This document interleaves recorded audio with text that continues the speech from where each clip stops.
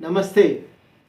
ఈ కరోనా విపత్కర పరిస్థితుల్లో కూడా కోవిడ్కు భయపడకుండా మనం ఈ సమయంలో మనుషులుగా సాటి మనుషుల్ని ఆదుకోకపోతే లాభం ఏమిటి అనే దృక్పథంతో, ఒక మానవతా దృక్పథంతో ఇవాళ సహాయక చర్యలు చేస్తున్నటువంటి వాళ్ళు ఉన్నారు.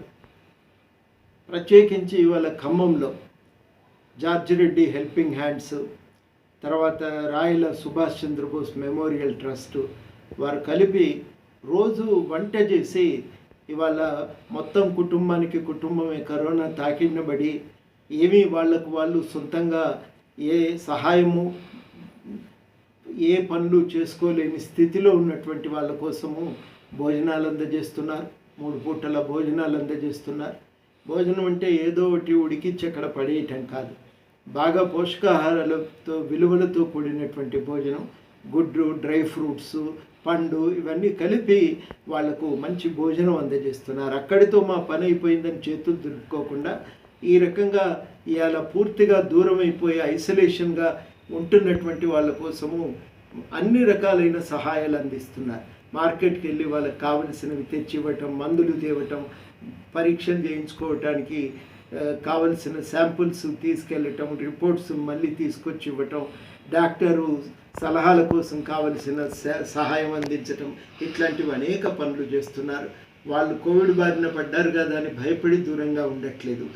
నిజంగా ధైర్యం చేసి ముందుకొచ్చే వాళ్ళందరికీ కూడా సహాయం. వాళ్ళకి వాళ్ళ రోజువారీ జీవితం అంతా ఇంకా దీని చుట్టే తిరిగిపోతున్నది. ఇంకో పని ఏది పెట్టుకోవటం లేదు. వాళ్ళకంటూ ఇంకో సొంత జీవితం కూడా ఉండట్లేదు.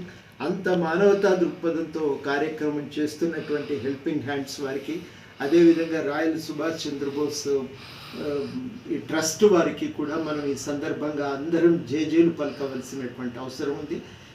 వారికి ఆ George Reddy helping hands, Royal Subhash Chandrabose Trust వారికి నేను కృతజ్ఞతలు తెలియజేస్తూ ఇట్లాంటి కార్యాచరణ అన్ని చోట్ల కూడా చేయాల్సిన అవసరం ఉందని ఈ సందర్భంగా తెలియజేయదలిచిన. నిజంగా కష్టంలో ఉన్నప్పుడు మనిషి కన్నీళ్లు తుడవటానికి మనం పూనుకోకపోతే ఆ తర్వాత ఎన్ని రాజకీయాలు చేసినా అది వ్యర్థమే, ప్రయోజనం ఉండదు. మనం ప్రధానంగా చేయవలసింది ఏమంటే తోటి మనిషికి కష్టంలో ఉన్నప్పుడు సహాయం అందించడం. ఆ పని చేస్తున్నందుకు వారిని నేను అభినందిస్తున్నాను.